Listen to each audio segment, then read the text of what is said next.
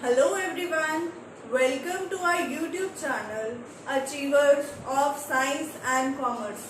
Myself Nishtha and I am going to teach you chemistry of class plus 1. So in the last lecture of class plus 1 we have started the chapter some basic concepts of chemistry, that is chapter number 1.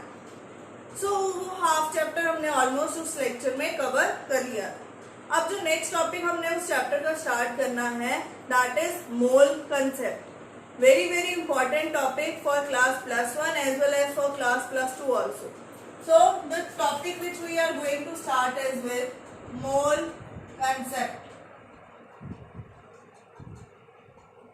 अब mole concept start करने से पहले आपको पता होना चाहिए मोल क्या है। What is a mole? मोल क्या है? Mole is a quantity. मोल एक क्वांटिटी है जो क्या मेजर करती है? Number of particles, number of ions, number of electrons, protons, atoms etcetera. ये चीजें मेजर करने के लिए हमने एक स्टैंडर्ड क्वांटिटी ली है, दैट इज मोल। अब जैसे हमें पता है, एग्जांपल ले लेते हैं 1 डजन ऑफ बुक्स। हमें पता है 1 dozen of books is equal to 12 books. It is also a quantity, but ये छोटी क्वांटिटी है, ठीक है। बट अगर हमने कोई बहुत ज्यादा एटम्स या बहुत ज्यादा पार्टिकल्स को हमने मेजर करना है, किसी को स्टैंडर्ड नंबर देना है, तो उसके लिए हमें बड़ा यूनिट चाहिए। दैट यूनिट इज अ मोल। सो 1 मोल क्या है? 6.022 इंटू 10⁻23 इतने नंबर के इक्वल है। अब ये इतने पार्टिकल्स भी हो सकते हैं, एटम्स भी हो सकते हैं, मॉलिक्यूल्स भी हो सकते हैं, इलेक्ट्रॉन, प्रोटॉन्स, कुछ भी हो सकते हैं। दैट डिपेंड्स कि क्वेश्चन में क्या दिया। सो 1 मोल इतनी क्वांटिटी है, ठीक है। अब देखो यहाँ पे 10⁻23 मीन्स वेरी लार्ज क्वांटिटी। इसको मेजर करने के लिए, क्योंकि एटम्स जो है एक बहुत स्मॉल पीस ऑफ एलिमेंट लिया है, उसमें कितने सारे एटम्स हैं, उनको कैलकुलेट करने के लिए हमें बड़ा यूनिट चाहिए। तो that is why we have taken it as mole. अब मोल कंसेप्ट के न्यूमेरिकल्स करने के लिए कुछ 2-3 फॉर्मूलाज हैं। अगर आप वो दिमाग में बिठा लो अच्छे से, तो उससे कोई भी न्यूमेरिकल आपका सॉल्व हो जाएगा। तो उसका फॉर्मूला क्या है? अगर हम बात करते हैं 1 mole of an atom, 1 mole of an atom.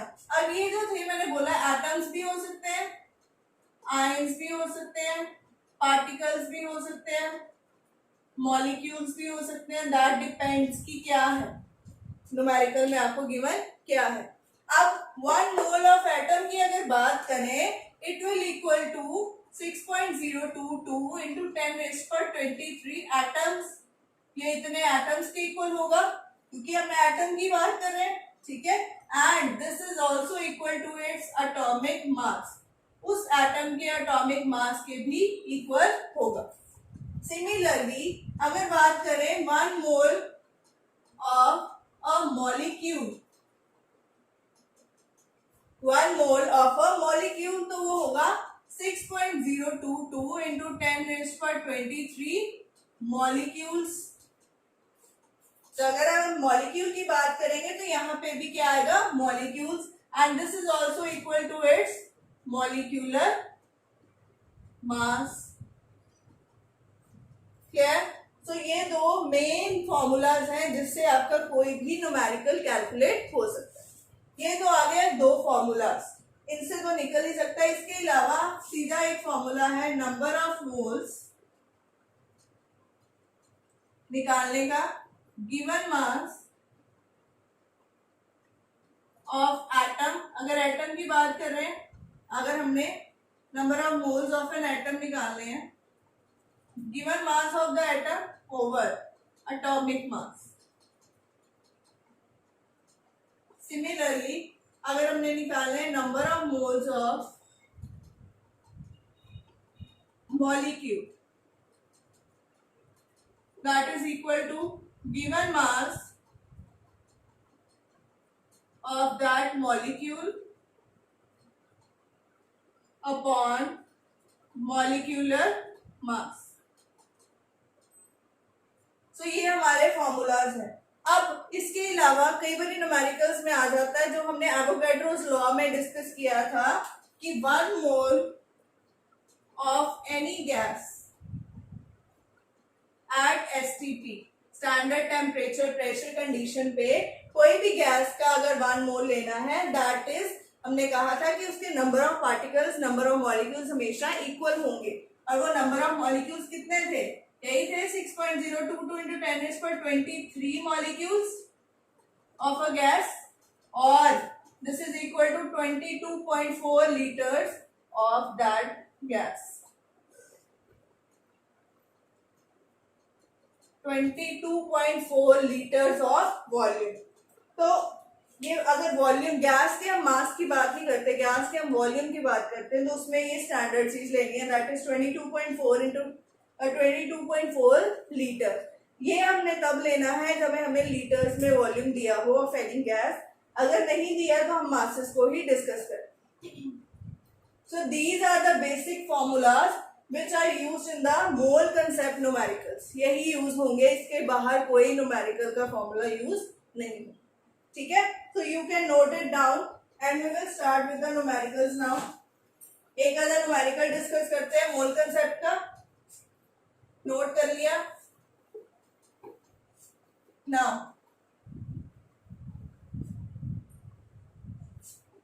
the statement of the numerical is calculate the number of moles. हमने क्या निकालना है?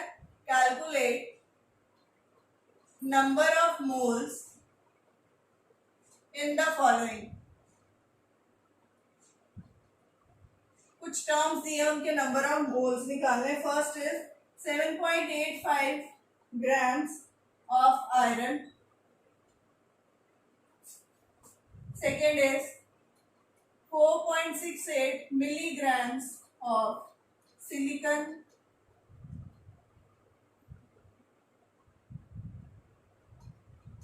Third is 65.6 micrograms of carbon.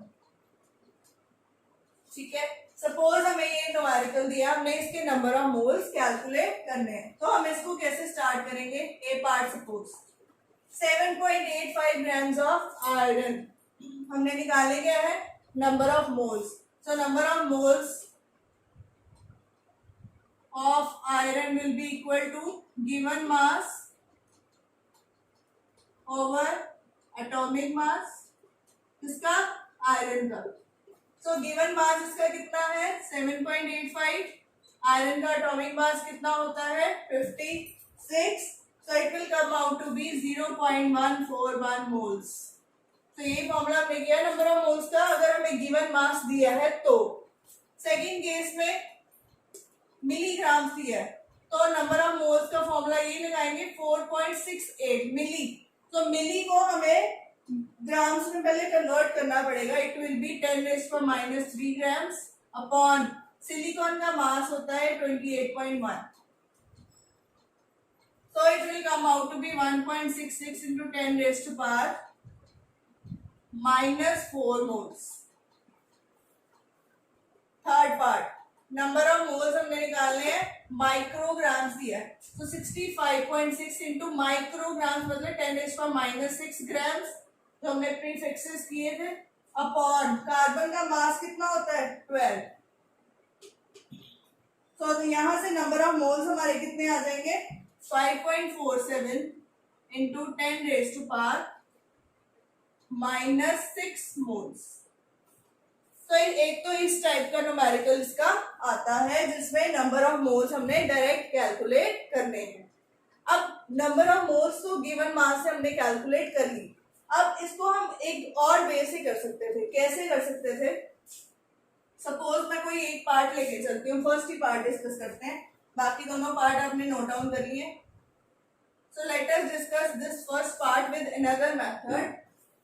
जो हमने ऊपर लिखा था, हमें पता है हमने मोल्स निकालने और हमें क्या दिया है? मास दिया। तो हमें पता है कि जो 1 मोल है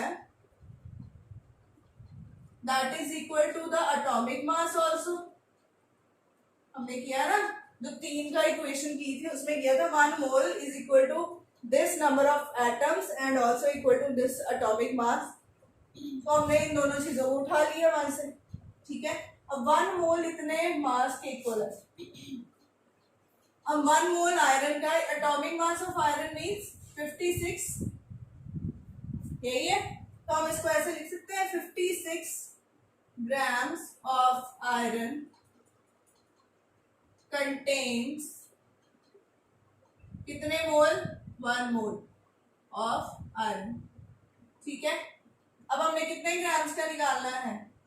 7.85 ग्राम्स। तो अगर हम मैथ्स की तरह चले, 1 ग्राम ऑफ आयरन पहले निकाल लें, वो कितना आ जाएगा? 1/56। तो अगर उसके बाद 7.85 ग्राम्स हमने निकालना है, तो हम क्या करेंगे? 1/56 मल्टीप्लाई 7.85। तो ये भी चीज यही आएगी, सेम। अगर आप ऐसे कर लोगे तो भी ठीक है, ऐसे कर लोगे तो भी ठीक है। तो ये न्यूमेरिकल्स जो है दोनों वे से किए जा सकते हैं। इस तरह से ये हमने कौन सा मेथड लगाया है? Unitary method of maths. Unitary method में हम करते हैं ना कि अगर हमें सपोज इतने ग्राम का दिया, हम पहले एक का निकालते हैं फिर ज्यादा का निकाल लेते हैं। सिंपली मैथ्स में जैसे करते हैं वैसे भी कर सकते। सो सारे न्यूमेरिकल्स को आप इस तरह से कर सकते हैं। अब यहाँ पे हमें दो चीजों का रिलेशन दिया था, किसका? मास का और मोल्स का। मोल्स हमने निकाले थे, मास हमें गिवन था। अब हम दूसरे टाइप का न्यूमेरिकल करते हैं जिसमें मास और मोल का रिलेशन ना हो कोई और, ठीक है। तो let us start another numerical of this type.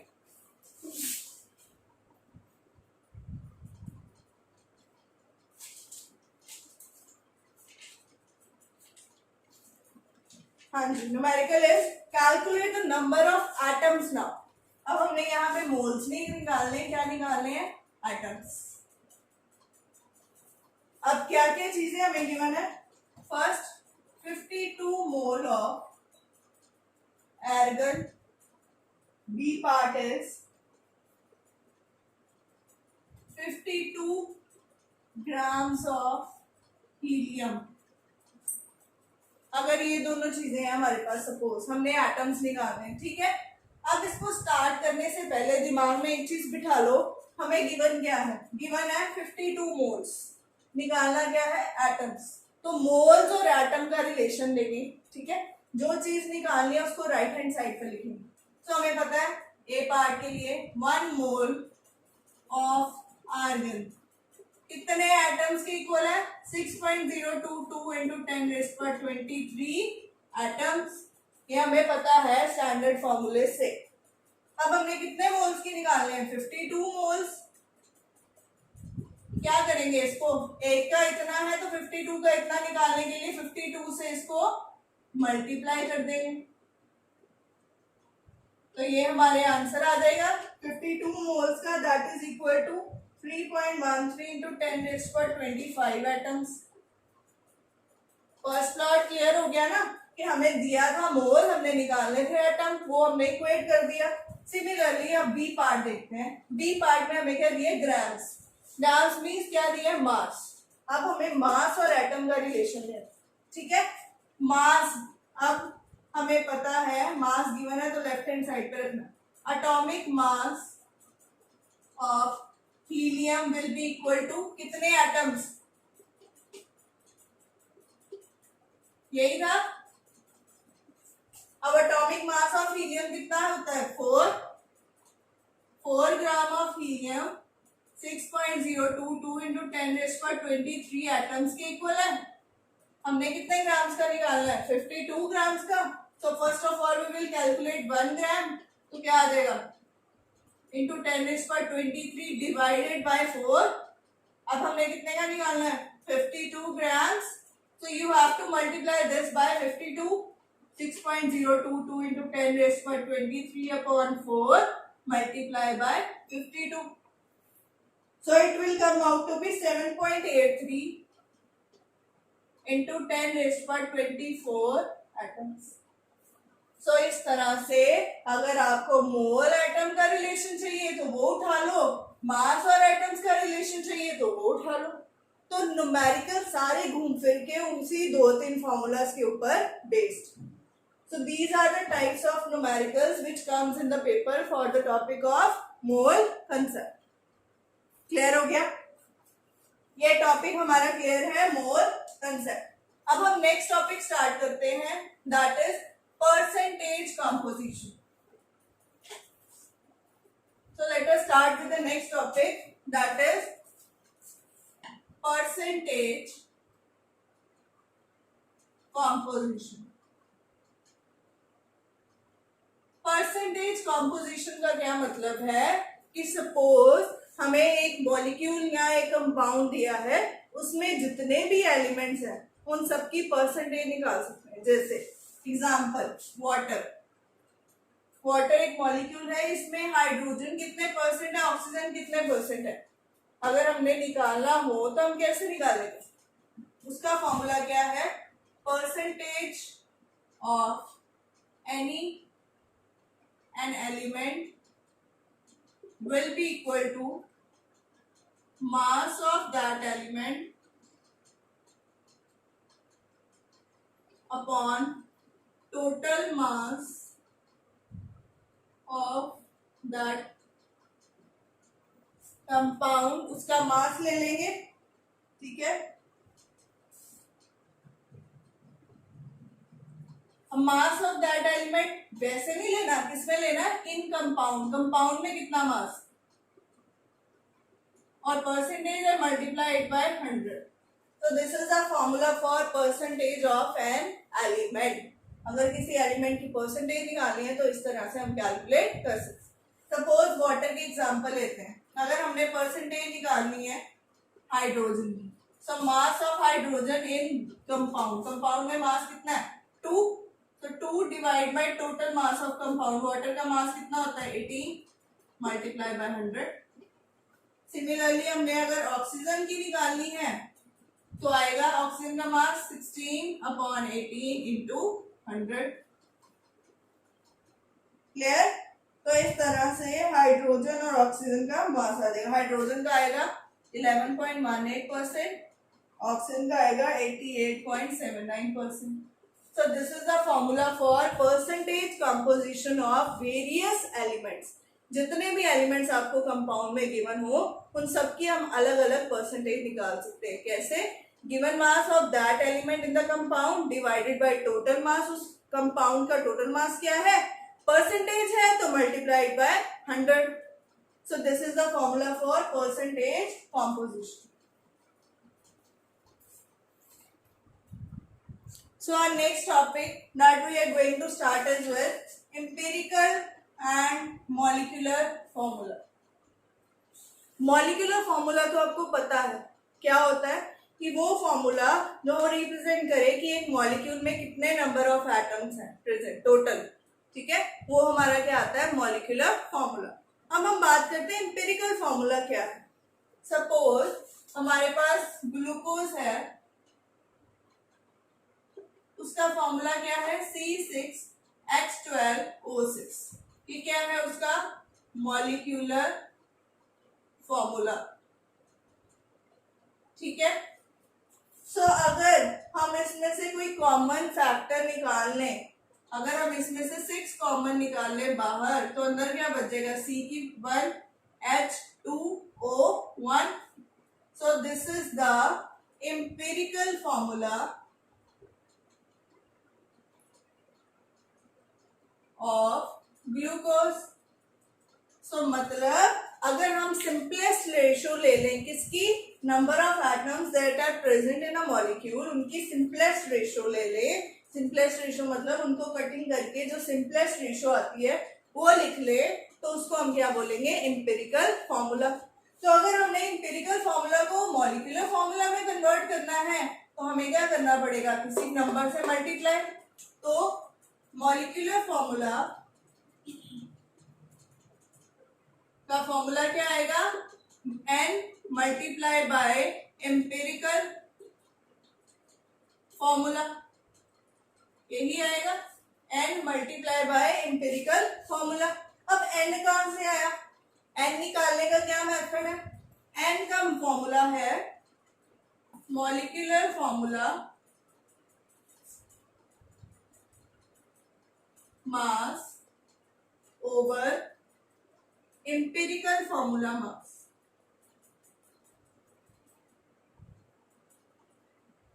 यही मतलब हुआ ना कि मॉलिक्यूलर फॉर्मूला और एम्पिरिकल फॉर्मूला दोनों को डिवाइड करोगे तो हमारा क्या आ जाएगा, n। दोनों के मासेस को लेके डिवाइड करो, that will come out to be n। अब हमने बात करनी है कि हमने एम्पिरिकल फॉर्मूला कैलकुलेट कैसे करना है। सो इसकी कैलकुलेशन के लिए हमें कुछ स्टेप्स फॉलो करने पड़ते हैं। अब वो स्टेप्स डिस्कस करेंगे। तो स्टेप क्या है,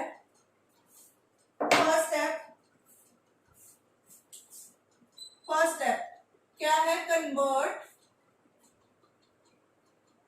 mass percentage into grams.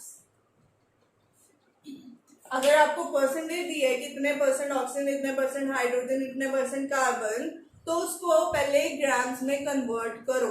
Total 100% होती है, अगर उसमें 20% दिया है तो हम ले लेंगे 20 ग्राम्स ऑफ कार्बन सपोज, ठीक है।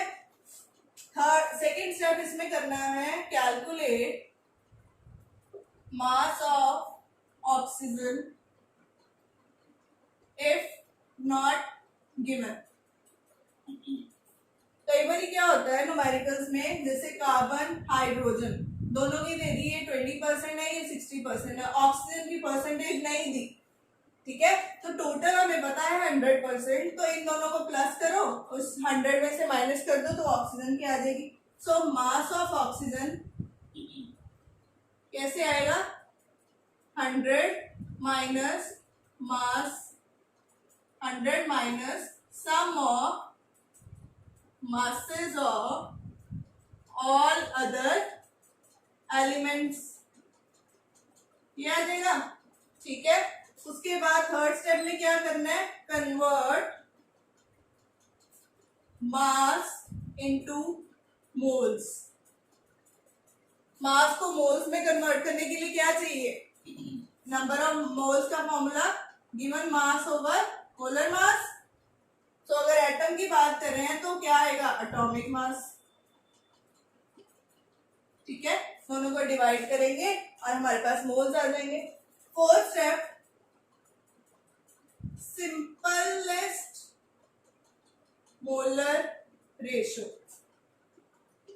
अब सिंपलेस्ट मोलर रेशो कैसे निकालनी है, इसको निकालने का मेथड है, जितने मोल्स आए हैं सब में से सबसे छोटा नंबर जो आया है उसको सबसे डिवाइड कर दो, सिंपलेस्ट मोल रेशो आ जाएगी। Fifth step, convert it in whole number ratio. जो हमारी सिंपलेस्ट मोल रेशो आई है उसको होल नंबर रेशो में कन्वर्ट करना है। कैसे, फॉर एग्जांपल हमारे पास आया 1:1.5:1, इसको होल नंबर में करने के लिए किसी नंबर से मल्टीप्लाई करना, सपोज 2 से किया, क्या आ गया, 2:3:2।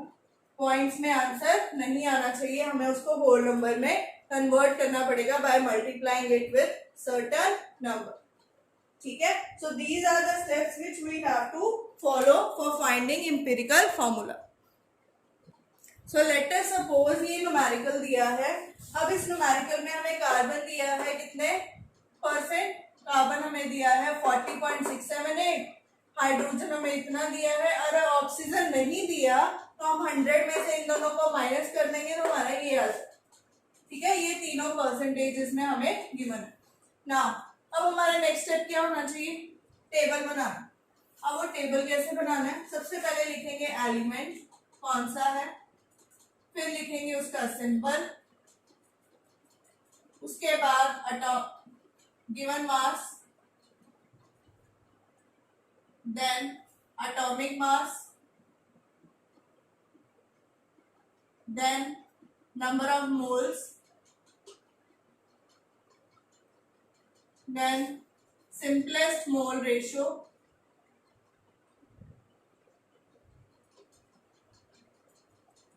and last is whole number ratio. So ये सारी चीजें हमें कैलकुलेट करनी है। तो एलिमेंट हमारे पास 3 है, कार्बन, हाइड्रोजन, ऑक्सीजन। सिंबल ही लिख दिया मैंने यहाँ पे, तो यहाँ पे पूरे नेम्स लिख सकते हो, carbon, hydrogen, oxygen. Given mass, अब जो ये परसेंटेजेस है टोटल 100 ग्राम है अगर, तो उसमें से इतने ग्राम, सो 40.678 ग्राम्स, 5.085 ग्राम्स, 54.228 ग्राम्स, ये आ गया। अब एटॉमिक मास, कार्बन का 12, हाइड्रोजन का 1, ऑक्सीजन का 16। Now number of moles, given mass over atomic mass, so it will come out to be 40.678 divided by 12, 5.085 divided by 1, ये तो सेम आएगा, and then 54.228 divided by 16। तो इस तरह से हम तीनों के नंबर ऑफ मोल्स निकाल लेंगे। ये आएगा 3.390, ये आएगा 3.389। आगे moles. Now simplest molar ratio, सबसे छोटा नंबर ये है, तीनों से इसको डिवाइड कर दो, सो 3.390 divide by 389, 5.085 divide by 389,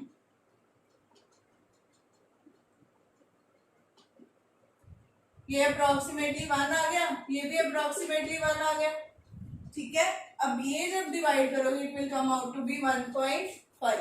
now this is the simplest molar ratio. इसको होल नंबर में करने के लिए इन तीनों को मल्टीप्लाई करो 2 से, it will come out to be 2, 3, 2। तो अब एम्पिरिकल फॉर्मूला हमारा क्या आ गया,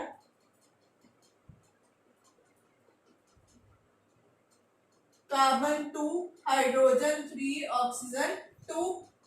नाउ अगर हमने यहाँ से मॉलिक्यूलर फॉर्मूला निकालना हो, मॉलिक्यूलर फॉर्मूला इसका मास निकाल देंगे, सो एम्पिरिकल फॉर्मूला मास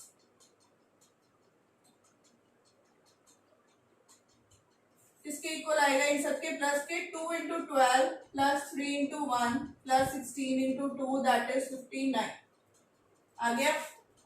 अब मॉलिक्यूलर मास हमें गिवन होगा, वो गिवन कितना है 118।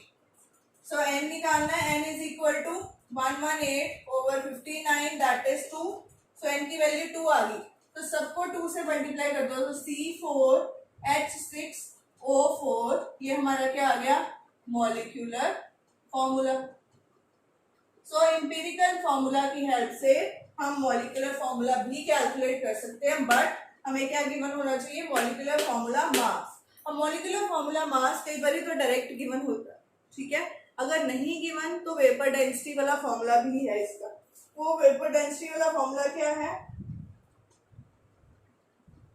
वेपर डेंसिटी हमें 59 गिवन है, ठीक है, तो वहां से भी हम कैलकुलेट कर सकते हैं।